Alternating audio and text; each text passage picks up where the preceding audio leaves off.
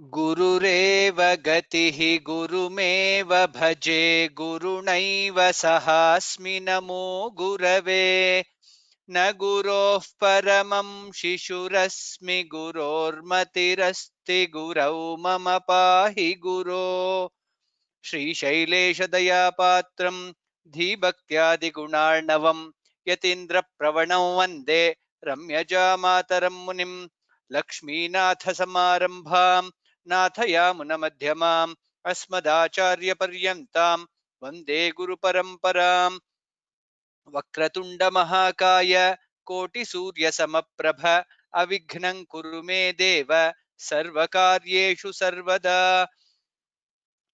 हयग्रीव हयग्रीव हयग्रीवेति यो वदेत् तस्य निस्सरते वाणी जह्नुकन्या प्रवाहवत् शारदा शारदाम्बोजवदना वदनाम्बुजे सर्वदा सर्वदास्माकं सन्निधिं सन्निधिं क्रियात् विना वेङ्कटेशं ननाथो ननाथः सदा वेङ्कटेशं स्मरामि स्मरामि हरे वेङ्कटेश प्रसीद प्रसीद प्रियं वेङ्कटेश प्रयच्छ प्रयच्छ असाध्य साधक स्वामिन् असाध्यं तव किं वद रामदूत दया सिन्धो मत्कार्यं साधय प्रभो वसुदेवसुतं देवं कंसचाणूरमर्दनं देवकी परमानन्दं कृष्णं वन्दे जगद्गुरुम् Ram Ram Ram namaste to all of you. Welcome swagatam to all of you for the 15th class of the Vishnu Sahasranama Stotram chanting class. As always, my sincere salutations to all the scholarly elders and elders who are there in this journey with us. Also, dhanyawadaha, thanks to one and all of you for making time and attending this class. Dhanyawadaha. As announced, as we did in the last class, this class is also a practice session of Vishnu Sahasranama from 1 to 32 slokas. That's what we will do. The request is, last week I guess there were about close to about 50 plus people who practiced. Very happy. This week, whoever has raised the hands and practiced last week, request is, do not raise your hands. I encourage other participants to raise your hands, and let's practice. In the end, if there are no other people who are raising the hands, we will intimate you to for the other people also, for everyone to raise your hands. Then you can raise your hands and practice again if there are no other people. That's what is. Hopefully we should not reach that stage. We have totally about 112 13 as I see the number participants. 50 plus people have told. We have another about 60 plus people. So that should take the that will definitely be not be enough in the 1 hour that we have. So request and encourage everyone who have not practiced, please raise your hands and we can practice. With that, we will move to the dhyana shlokas.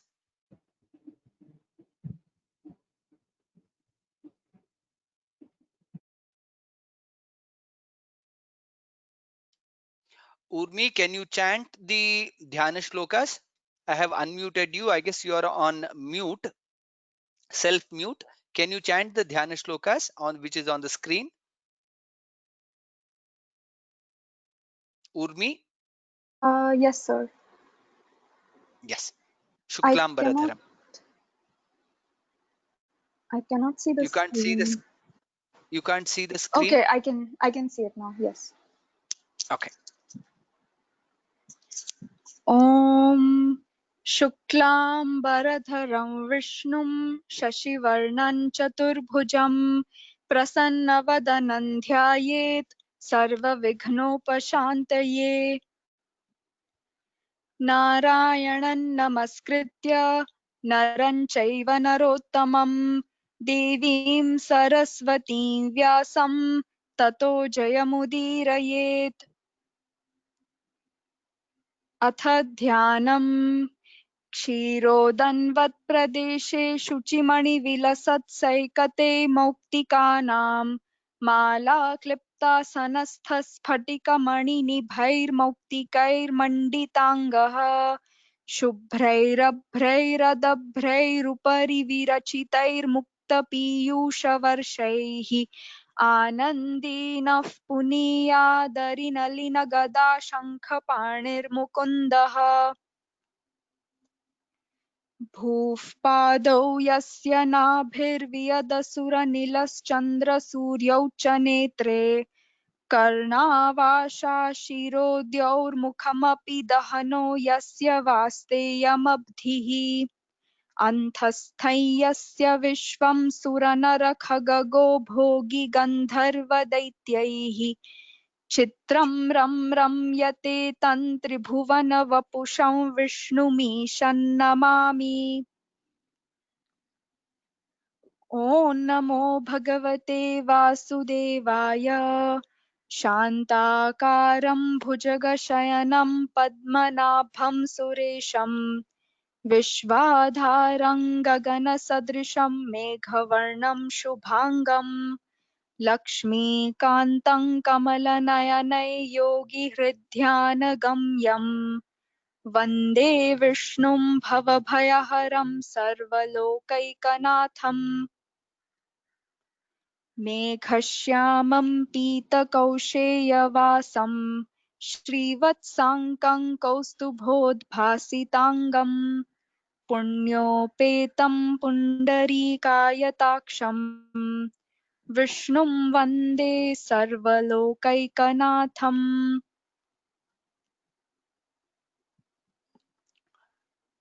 नमः समस्तभूतानां आदिभूताय भूभृते अनेकरूपरूपाय विष्णवे प्रभविष्णवे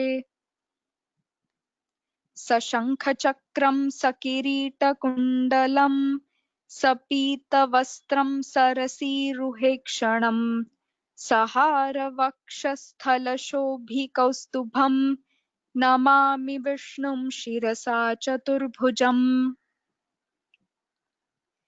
छायायां पारिजातस्य हेमसिंहासनोपरि आसीनमम्बुदश्यामम् आयताक्षमलङ्कृतम् चन्द्राननं चतुर्बाहुं श्रीवत्साङ्कितवक्षसं रुक्मिणी सत्यभामाभ्यां सहितं कृष्णमाश्रये। धन्यवादः Urmi. As in the last class, I have requested our panelist Amogha to call out the names of the people who have raised the hands, and we can once Amogha calls out the name, you can unmute yourself, chant the shloka, and then you can mute back yourself again. Amogha, over to you. सौरभापि विश्वं विष्णुर्वषट्कारः भूतभव्यभवत् प्रभुः भूतकृद्भूतभृद्भावः भूतात्मा भूतभावनः Very good. Next shloka again. भूतात्मा परमात्मा च मुक्तानां परमागतिः अव्ययः पुरुषः साक्षी क्षेत्रज्ञोऽक्षर एव च. Uttamam, very atyuttamam. The only suggestion to improvise, this was very good. The only suggestion to improvise is maybe the pitch can go little next level, and also the tune that we were saying, Vishwam Vishnurvashatkarah Bhuta Bhavya Bhavat Prabhuhu. That tune, if you can catch, that will be really good. Dhanyavadaha. Next. Subramanian, yes.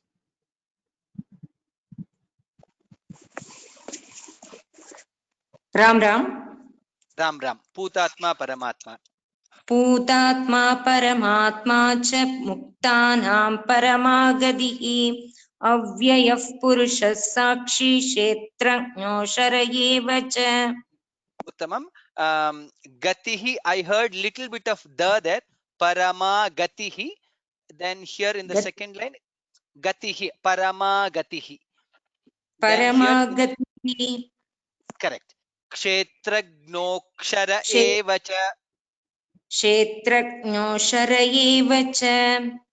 It is a combination of, you can practice little while and then you will get it. It is combination of ka and sha. Ksha. I can hear only. Kshetrajñoshara eva cha. Practice that little, you will get. Very good. Uttamam. Thank you. Rav US.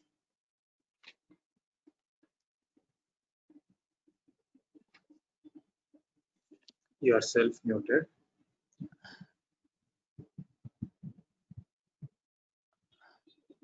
Rav US.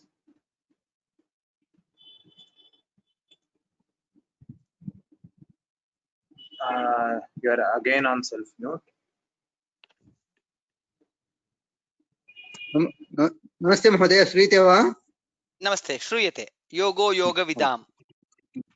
योगो योगविदं नेता प्रधानपुरुषेश्वरः नारसिंह वपुः श्रीमान् केशवः पुरुषोत्तमः. Nidhanataya vaktum shakyate. We can tell little slowly. Yogo yoga vidam neta, which is correct. Since we are combining and saying, योगो योगविदं नेता प्रधानपुरुषेश्वरः नारसिंह वपुः श्रीमान् केशवः पुरुषोत्तमः. correct. Since this is the anuswara here, yogo yoga vidam neta pradhana purusheshwarah, shakara there. That's purusheshwarah. Otherwise, other things were keshavah purushottamah. Otherwise, it was definitely good, right? Definitely. Dhanyavadah. Next.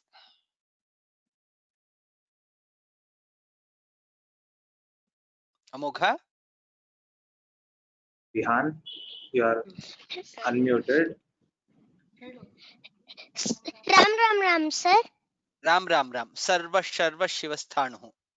सर्वशर्वशिवस्थाणुः भूताधिर्निधिरव्ययः सम्भवो भावनो भर्ता प्रभवः प्रभुरीश्वरः. Uttamam. Uttamam. Very good. Which class are you in, Vihan? Sir, in second standard. You are in second standard. Which, very good. You told the shloka very good. Very nice. Next. Ram, sir. Ram Ram Ram. Bhushita Balaji. Hello. Ram Ram Ram. Swayam Bhuhu. स्वयंभूषं आदित्यं करो शोभनः निधनो दाता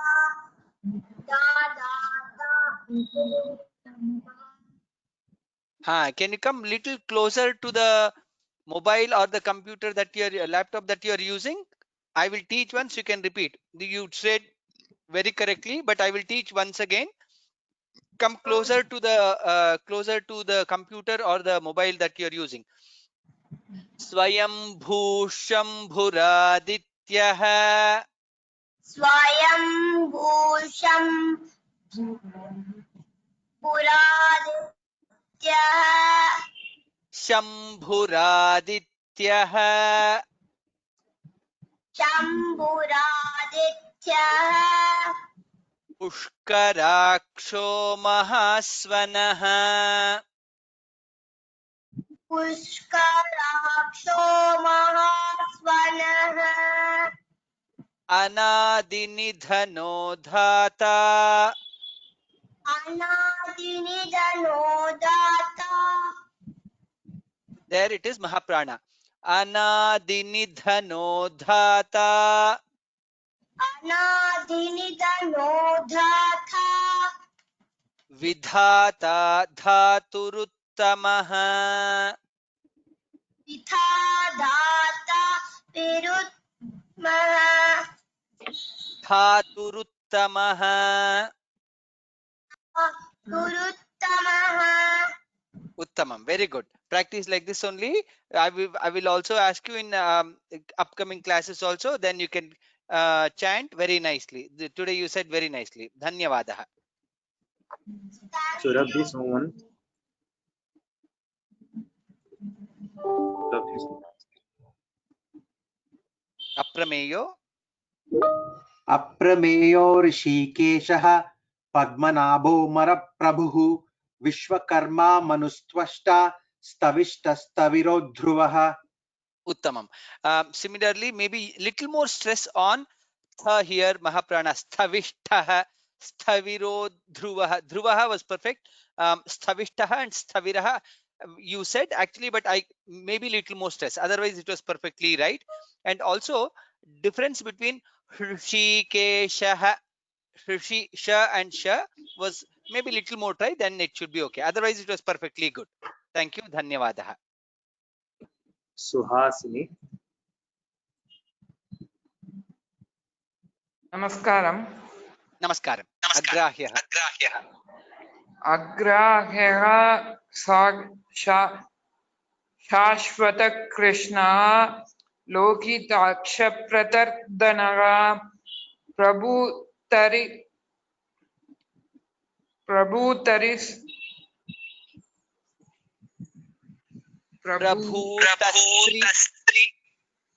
Prabhutastri Kripta Kakubdama Pavitram Mangalam Param. Very good try. Very good try. I will teach once again. Okay. You can repeat. Agrahya Shashvata Krishna Agra Shashvata Krishna Lohitaksha Pratardanaha Lohitaksha Pratardanaga Prabhutastrika Kubdhama Prabhutastika Gupdama Pavitram Mangalam Param. Pavitram Mangalam Param. Uttamam, very good. Keep practicing. You will definitely get lot more better. Definitely, it was good. Thank you. Thank you. Abhyasu.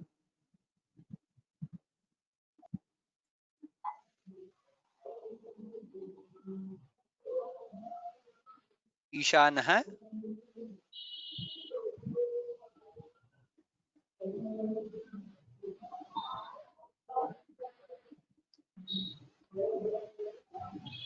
Abhyasu, you are unmuted. We can't hear you.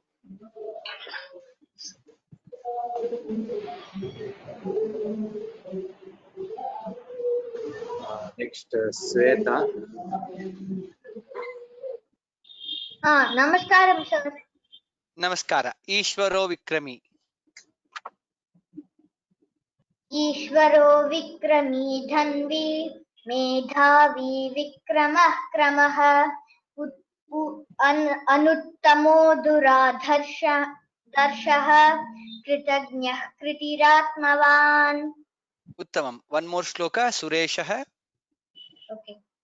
सुरेशः शरणं शर्म विश्वरेतः प्रजाभवान् अहः संवत्सरो व्यालः प्रत्ययः सर्वदर्शनः. There was some slight mistake in the first line. Can you correct it and say chant the first line again? Sureshah. सुरेशः शरणं शर्म विश्वरेतः प्रजाभवान्. There, just see that you are reading by English text or Samskrita text? English. See there. Vishvareta Prajabhavah. There's a line on the letter A, right? So which means dirgha. Vishvareta. Then again, since Visarga is followed by Pakara, Pa Vishvareta Prajabhavah. Can you repeat that? सुरेशः शरणं शर्म विश्वरेताः प्रजाभवान्. Prajabhavah. प्रजाभवः. Very good. Uttamam. Very good. Thank you. Next. Bhamini Rajagopalan.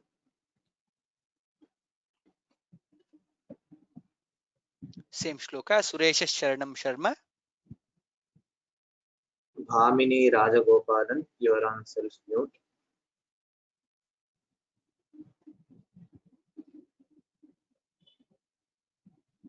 Please unmute yourself.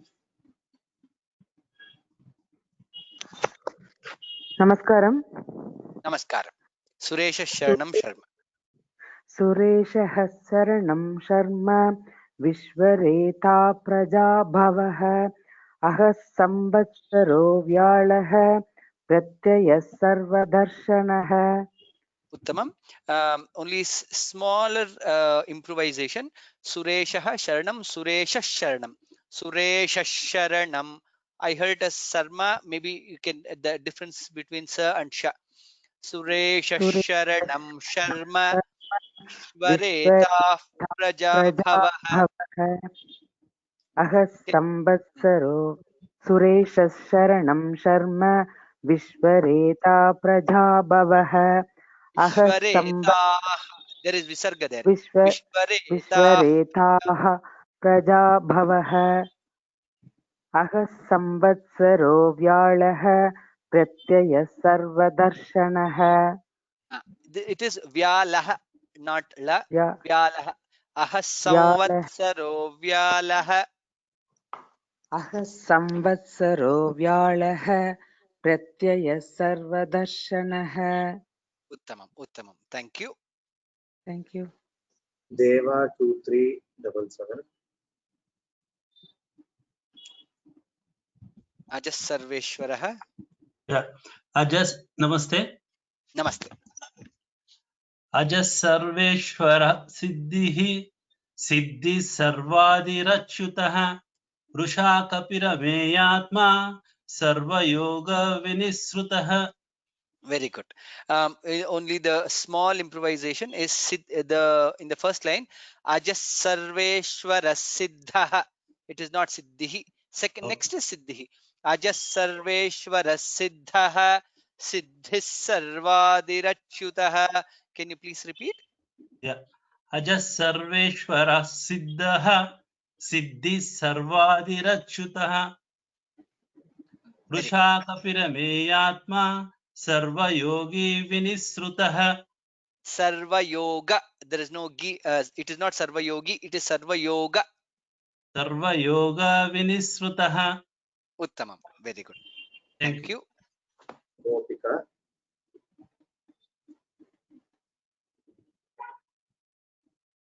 Gopika, you are self-muted.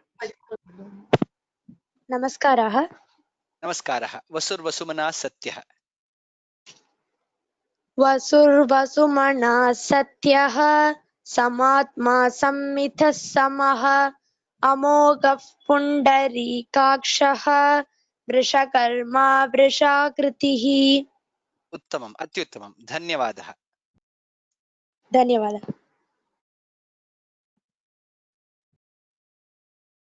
Anjana Devi.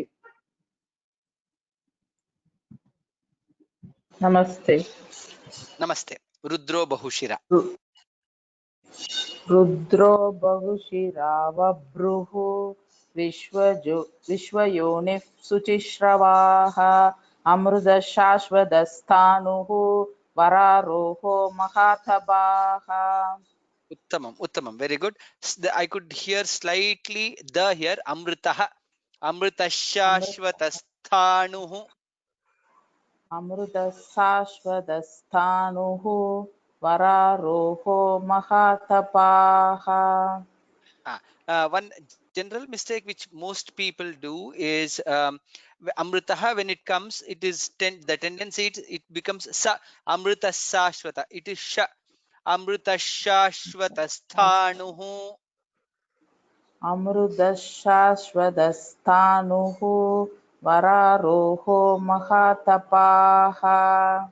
Uttamam. Very good. Now it is perfect. Thank you. Dhanyavadah. Ummi Malapondaya. Sarvagaha. Hari Om. Sarvagaha. सर्वगः सर्वविद्भानुः विश्वक्सेनो जनार्दनः वेदो वेदविदव्यङ्गः वेदाङ्गो वेदवित्कविः. Uttamam, very good. It was perfectly okay. Only a small improvisation is here. It is Sha Vishwakseno Janardanaha. Can you repeat only? Janardanaha. I will tell twice. You can see the difference. Viswaksheno and Vishwakseno. So it is not Sa. It is Sha Vishwakseno Janardanaha. Vishwakseno Janardanaha. That's all. Perfect. You got it. Thank you. महोदय, धन्यवादः. एकः प्रश्नः अस्ति. अत्र भगवद्गीता पाठयति एकः महोदय बृन्दाकरणमिति, इदानीं न पाठयति. भवान् किमपि जानाति वा? Amam. Now there is a break after completing 9 chapters. She has taken a break. I guess she wrote an email to all the participants. She's on a maternity break, so the class will start very soon. You will get intimated if you have registered for the class. You will get intimated about the same. धन्यवादः महोदय. नमस्ते. धन्यवादः. नमस्ते. Shivkumar P. नमस्कारं गुरुजी. नमस्ते. नमस्ते. लोकाध्यक्षः. लोकाध्यक्षः सुरत्यक्षो धर्माक्षः कृतार्थः सदुरात्मा सदुर्व्यूहः सदुर्भुजः. Uttamam. Very good. I will teach once. If you can repeat, I will teach word by word. Then you can repeat. That will be good. Lokadhyakshah. लोहाध्यक्षः सुराध्यक्षः शुराध्यक्षः धर्माध्यक्षः धर्माध्यक्षः कृताकृतः कृतात्कृतः कृताकृतः. कृतात्कृतः. There is no th there. Krita. It is not kritatkrutah. कृताकृतः. कृताकृतः. उत्तमम्. Okay. चतुरात्मा चतुरात्मा चतुर्व्यूहः चतुर्व्यूहः चतुर्दंष्ट्रः. चतुर्दंष्ट्रः. It is चतुर्दंष्ट्रः चतुर्दंष्ट्रः. चतुर्भुजः. चतुर्भुजः. Uttamam. Uttamam. Definitely keep practicing. Definitely we can hear lot more times in the upcoming classes. Dhanyavadah. Okay. Yeah, thank you.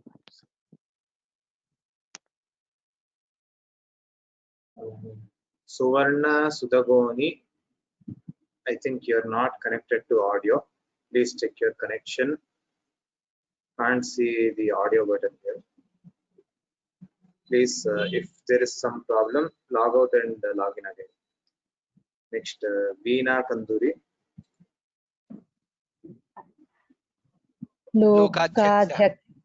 लोकाध्यक्षः सुराध्यक्षः धर्माध्यक्षः कृताकृतः चतुरात्मा चतुर्व्यूहः चतुर्द्रंष्टश्चतुर्भुजः.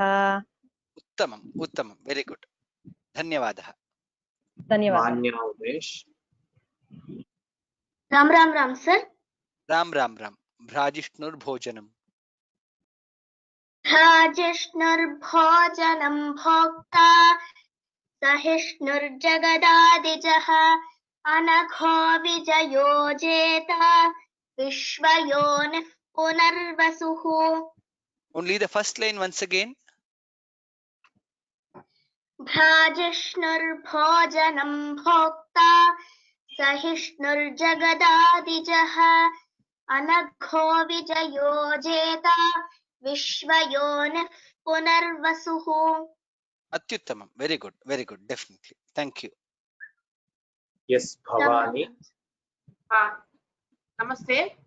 Namaste. Upendro Vamanah. उपेन्द्रो वामन प्रांशुः अमोघ शुचिरूर्जितः अतीन्द्रः सङ्ग्रहः सर्गः धृतात्मा नियमो यमः. Atyuttamam. Very good. Thank you. Thank you. Kanakavalli STP.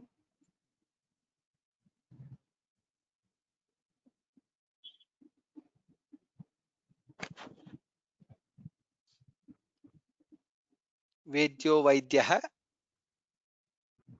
You are unmuted. We can't hear you.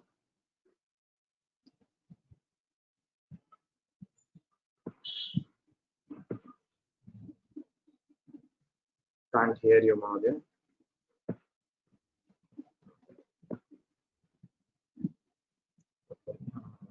Next, Pramod KM.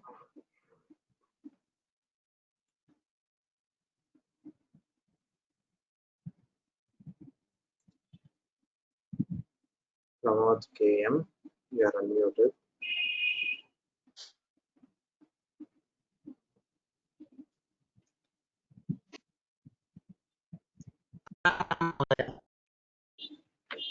Namaste. I can't hear you. There's some disturbance. You can chant.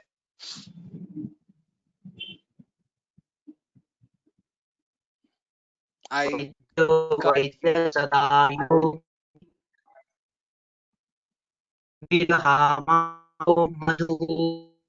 अतीन्द्रियो Mahamaya महोत्साहो महाबलः. Can you please chant again? I couldn't hear the first line. वेद्यो वैद्यः सदा योगी वीरहा माधवो मधुः. अतीन्द्रियो महामायः महोत्साहो महाबलः. Uttamam. Very good. Thank you. Dhanyavadah. धन्यवादः. Ajay S. Drishit.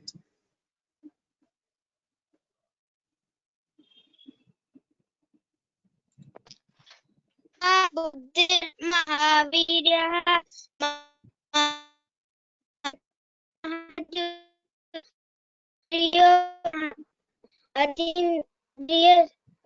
श्रीमात्मा महाधृतिक. Kshamyatam, I couldn't hear. I don't know if it is my network or your network. Can you please chant it once again? Mahabuddhir Mahaviryah. Ram Ram sir. Ram Ram. Can you please chant the shloka again? Yes sir. Mahabuddhir Mahavirah Mahashaktir Mahadhuti Atindriya Anirdeshava Pushriman Ameya Mahadhutik. Uttamam. Thank you. Thank you. Next. Gayatri Gopal.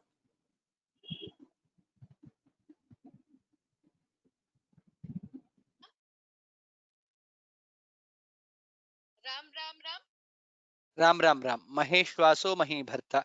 Come closer to the mic.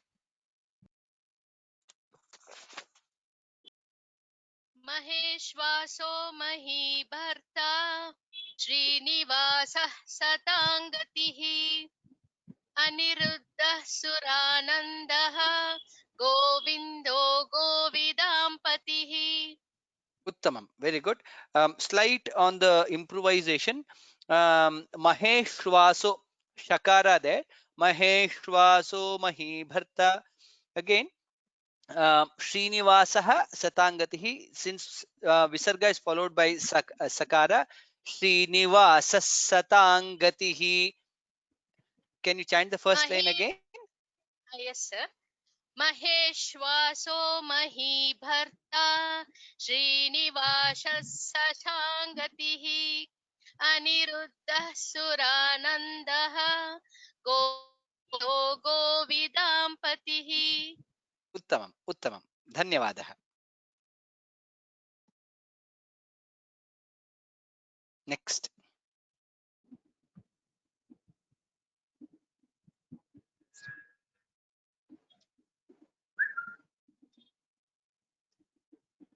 Amogha. Suvarna Sudaboni.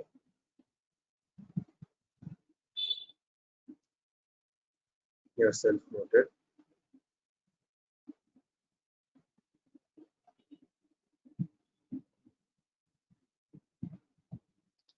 Please unmute yourself, Suvarna Sudaboni.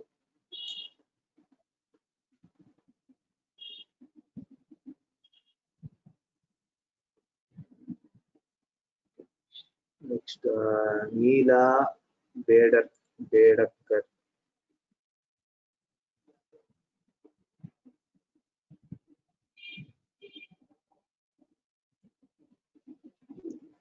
Neela Bedakkar, you are unmuted.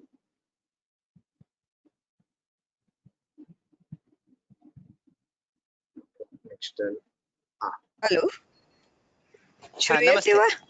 श्रूयते, अवश्यं श्रूयते। मरीचिर्दमनो हंसः। मरीचिर्दमनो हंसः सुपर्णो भुजगोत्तमः हिरण्यनाभः सुतपाः पद्मनाभः प्रजापतिः। अत्युत्तमम्, अत्युत्तमम्। It was very good. Thank you. next, Nagaratna.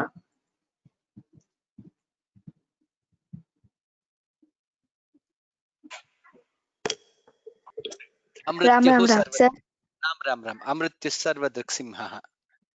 अमृत्युः सर्वदृक्सिंहः सन्धाता सन्धिमान् स्थिरः अजो दुर्मर्षणः शास्ता विश्रुतात्मा सुरारिः।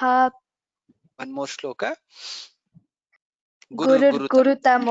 गुरुर्गुरुतमो धाम सत्यः सत्यपराक्रमः निमिषो निमिषस्रग्वी वाचस्पतिरुदारधीः। उत्तमम्, अत्युत्तमम्। Thank you. Next, Gomati Sarangan.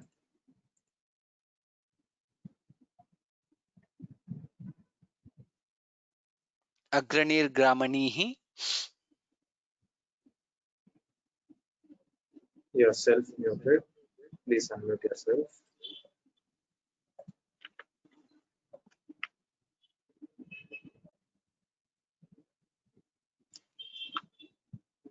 Okay. Next, Sita Shankar. Hello hello Ram नमस्ते। राम जी राम नमस्ते। राम। अग्रणीर्ग्रामणीः। अग्रणीर्ग्रामणिः श्रीमान् न्यायो नेता समीरणः सहस्रमूर्धा विश्वात्मा सहस्राक्षः सहस्रपात्।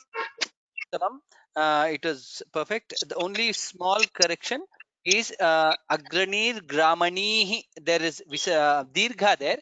Dirgha and Visarga. Agranir Gramani Shriman. Just a minute. Ram Ram.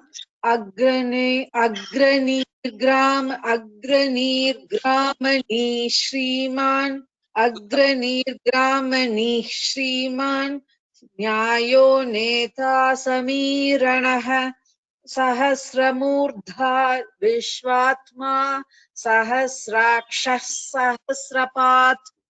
उत्तमं, धन्यवादः। Thank you. Thank you. धन्यवादः।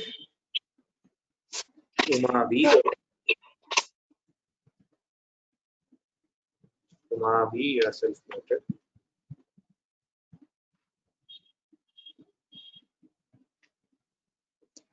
Please unmute yourself.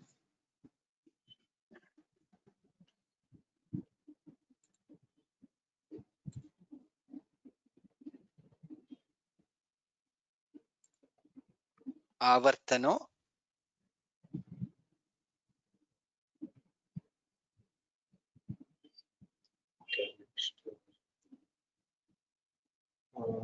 I can see only few other hands raised up, but they have already told last week. So others, please, who have not told, please raise your hands. Okay. Sambhavi Shivakumar.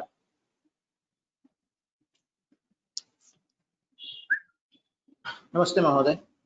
नमस्ते। आवर्तनो निवृत्तात्मा। आवर्तनो निवृत्तात्मा संवृतः संप्रमर्दनः अहः संवर्तको वह्निः अनिलो धरणीधरः Atyuttamam. Very good. Thank you. Uttam. It was perfect. CH Suresha. Suprasad Please continue. Suprasad प्रसन्नात्मा विश्वदृग्विश्वभुग्विभुः सत्कर्ता सत्कृतः साधुः जह्नुर्नारायणो नरः. Uttamam. Very good. Very good. Maybe the small improvisation is maybe you can catch the tone that we are saying. Otherwise, it was perfectly okay. Suprasada prasannatma Vishwadhrag Vishwabhug Vibhuhu Satkarta Satkrita Sadhuhu Janhur Narayano Naraha. Otherwise, pronunciation was perfectly okay. One more try will do. Sure, please. Suprasada prasannatma Vishwadrug Vishwabhugvibhuhu Satkarta Satkrita Sadhuhu Jhanur Narayano Naraha. Uttamam. That's well. So when you're practicing also, keep practicing in the same tone. It will be easy. Dhanyavadaha. Dhanyavadaha. Thank you. Umarani Pingali. Namaskara. Namaskara. Asankhyeyo Prameyatma. Asankheyo Praneyatma Vichishta Shishta Kruchitihi Siddhartha Siddha Sankalpaha Siddhida Siddhi Sadhanaha. Uttamam. Atyuttamam. Very good. Thank you. Thank you. Geeta Ananda Bhairaswamy. Vrishahi.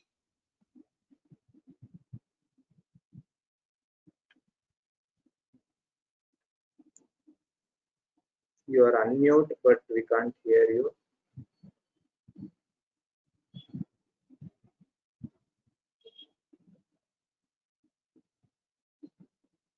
We can't hear you, Madhya. Okay. Swati 27 Krishna. Ram Ram Ram. Ram Ram Ram. Vrishahi. वृषाहि वृषभो विष्णुः Vrishaparva वृषोदरः वर्धनो वर्धमानश्च विविक्तः श्रुतिसागरः. Uttamam. There the only improvisation is Vivikta Shruti Sagaraha. Otherwise it was perfectly okay. Dhanyavadaha. Next. Anna.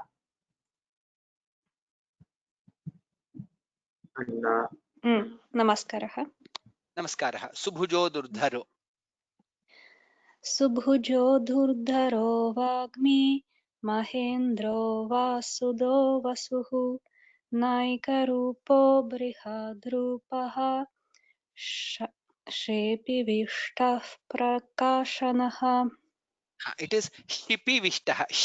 Shipi Vishtah Prakashanaha. Shipi Vishtah Prakashanaha. Uttamam. Also in the first line it is Mahendro Vasudo Vasuhu.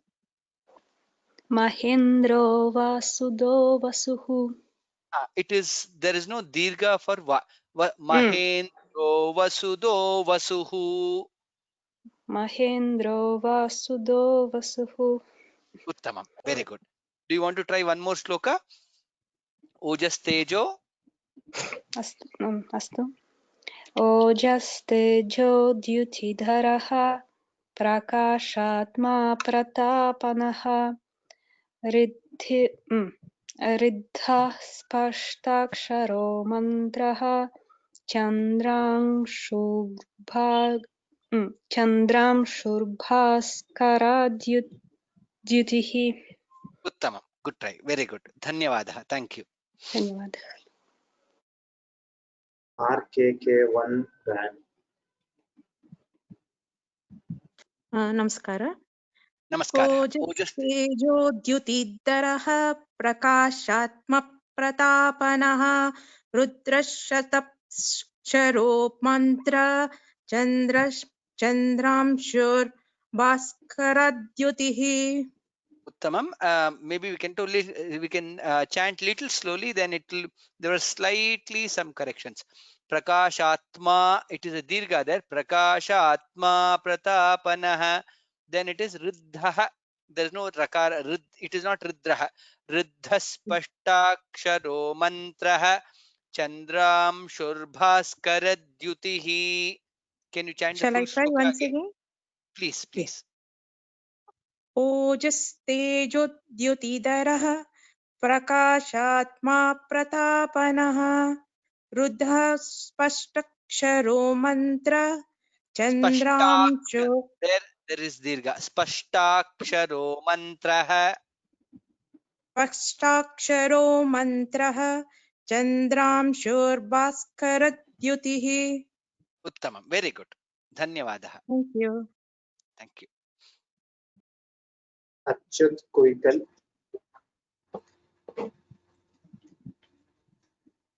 Amrutamshudbhavo. Ram Ram Ram Ram Ram. Amrutamshudbhavo bhanuhu. अमृतांशुद्भवो भानुः शशबिन्दुः सुरेश्वरः औषधं जगतः सेतुः सत्यधर्म पराक्रमः. Uttamam. Dhanyavadaha.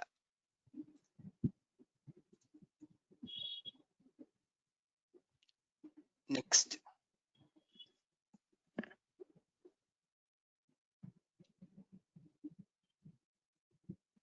Satish Vilamban.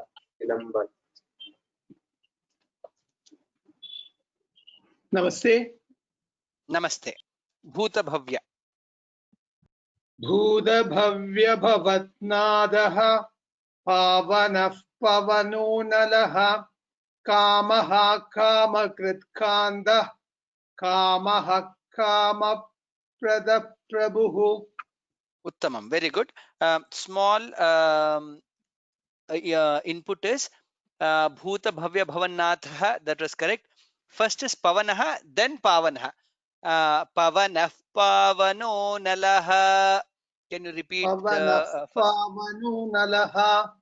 Yes. Can you chant the full shloka once again? भूतभव्यभवत्नादः पवनः पावनो नलः कामः कामकृत्कान्दः कामः कामप्रदः प्रभुः. Uttamam. Very good. Thank you. We will go Radha back. Satish. We'll go back to shloka number 1. Vishwam Vishnur Vashatkaraha. Radha Satish. Yourself muted. Please unmute yourself.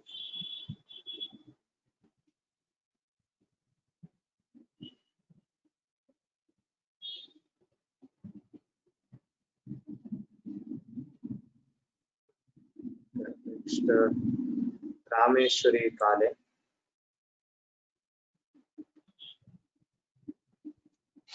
विश्वं विष्णुर्वषट्कारः भूतभव्यद्भवत्प्रभुः भूतकृद्भूतभावः भूतात्मा भूतभावनः. Uttamam. Next, one more shloka. भूतात्मा परमात्मा च मुक्तानां परमागतिः अव्ययः पुरुषः साक्षिः क्षेत्रज्ञोऽक्षर एव च. It is Sakshi. There is no Visarga there. Sakshi Kshetrajnokshara Evacha. Can you repeat only the second line?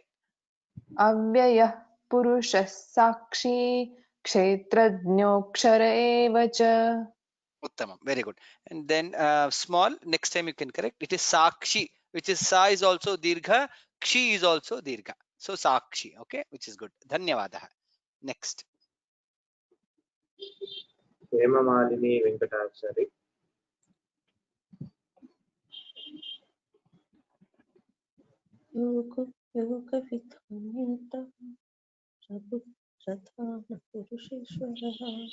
हाँ, little louder.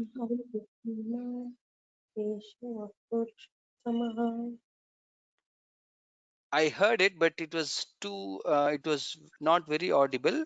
Can you please repeat once again?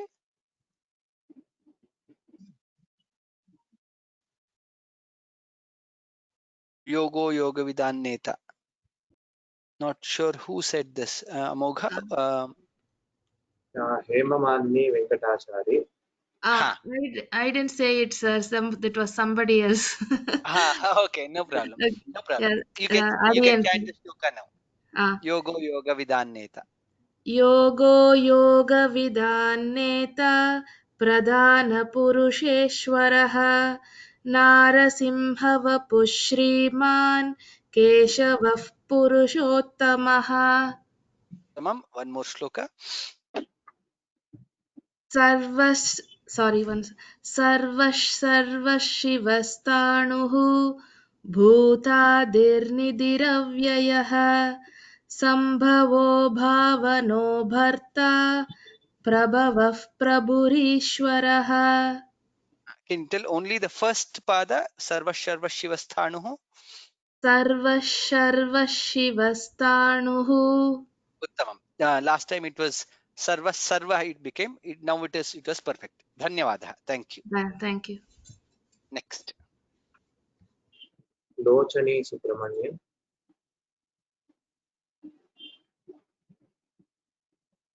Swayambhuhu.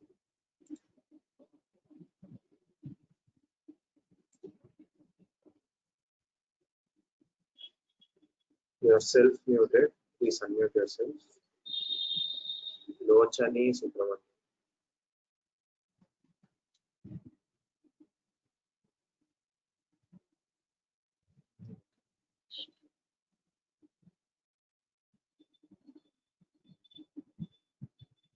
Meena Raman. Swayambhu Shambhu. Hello. Please continue. I can hear. Swayambhu Shambhuradityah. Adityah Pushkaraksho Mahaswanaha Anadinidhano Dhata Vidhata Dhaturuttamaha. I could hear two voices. No, Meena Raman didn't chant.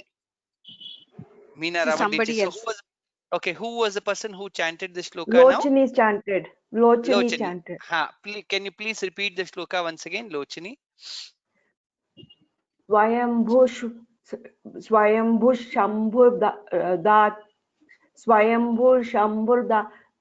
Shambhuradityah Pushkaraksho Mahaswanaha Anadinidhano Dhata Vidhata Dhaturuttamaha. Uttamam. Very good. The only small improvisation is Swayambhu. That is Dirgha there. Swayambhu Shambhuradityah. Otherwise, it is perfect. Swayambhu Shambhuradityah. Shambhuradityah. Perfect. Now it was perfect. Thank you. Dhanyavadaha. Meena, you can say the shloka now. Aprameyo Hrishikesha. If you are still on. Meena Raman. Yourself muted. Now you can hear? Yes. Aprameyo Hrishikesha. Aprameyo Hrishikesha Padmanabho Maraprabhu Vishwakarma Manustvashta Stavishtastaviro Dhruvaha. Uttamam. The only small improvisation is Hrishikesha. Hrishikesha. Keshaha. Keshaha. That's correct. Now can you tell? Aprameyo Hrishikesha. Aprameyo Hrishikesha. Uttamam. Very good. Dhanyavada. Thank you. Savita Satyan. Hari Om Guruji. Hari Om. Agrahyah. अग्राह्यः शाश्वतः कृष्णः लोहिताक्षः प्रतर्दनः प्रभुतस्त्रीकुब्धामं पवित्रं मङ्गलं परमम्. Nidhanatya. We can go. We can tell. We can chant little slowly. Also, what we are doing is we are splitting the words only in the pada. So, Okay. Agrahya Krishnah. There we stop. Lohita Akshah Pratardanaha. Then again in the second line, Prabhutastrika Kubdhama. Can you chant the sloka, full sloka again? अग्राह्य शाश्वतः कृष्णः लोहिताक्षः प्रतर्दनः प्रभुतस्त्रीकुब्धाम पवित्रं मङ्गलं परमम्. Mangalam Param. The first word is Prabhutastri Kakubdhama. Bhu is Mahaprana and it is Dirgha. Prabhutastri Kakubdhama. प्रभूतस्त्रीककुब्धाम. Correct.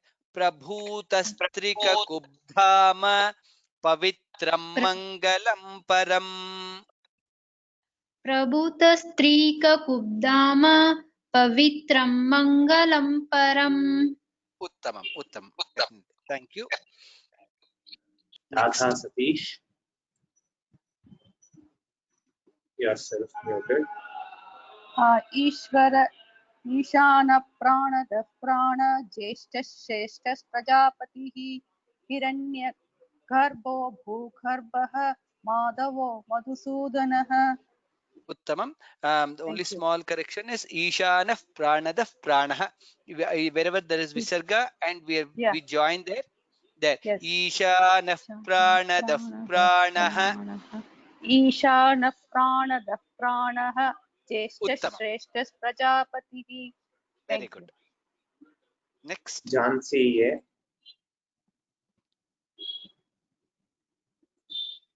Ishvaro. Jhansi Ye, yourself muted.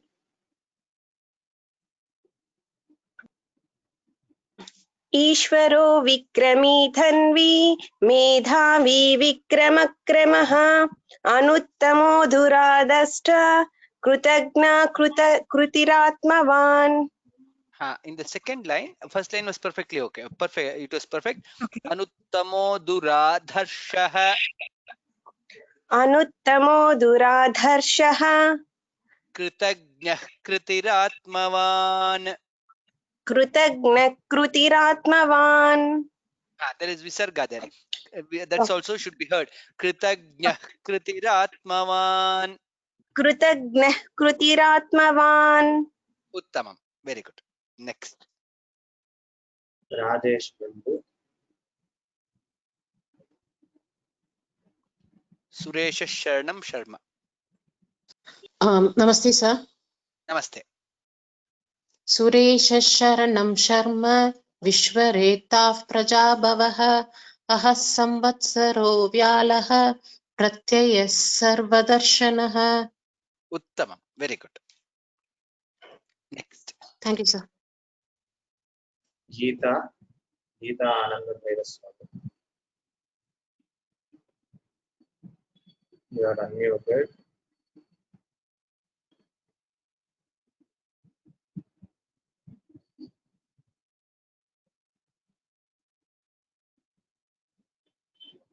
Ajas Sarveshwara Siddha.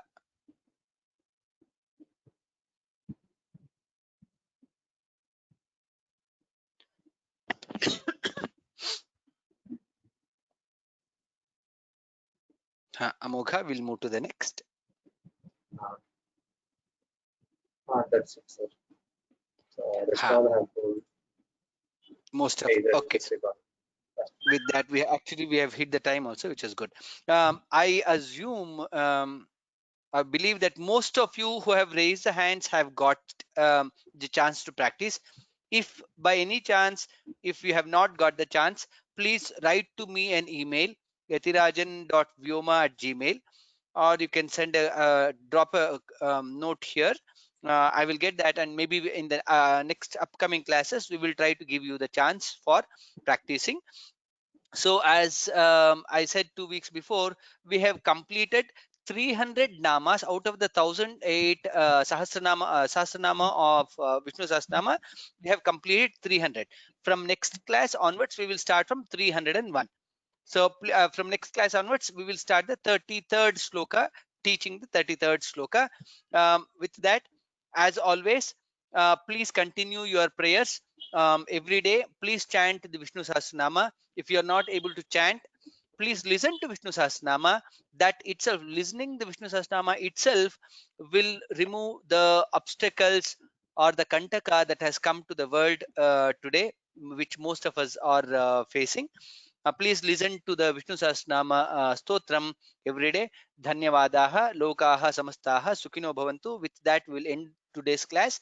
We will meet next class, where we will start learning from the 33rd shloka, which is from 301st nama of Vishnu Sahasranama. Dhanyavadaha. Ram Ram Ram.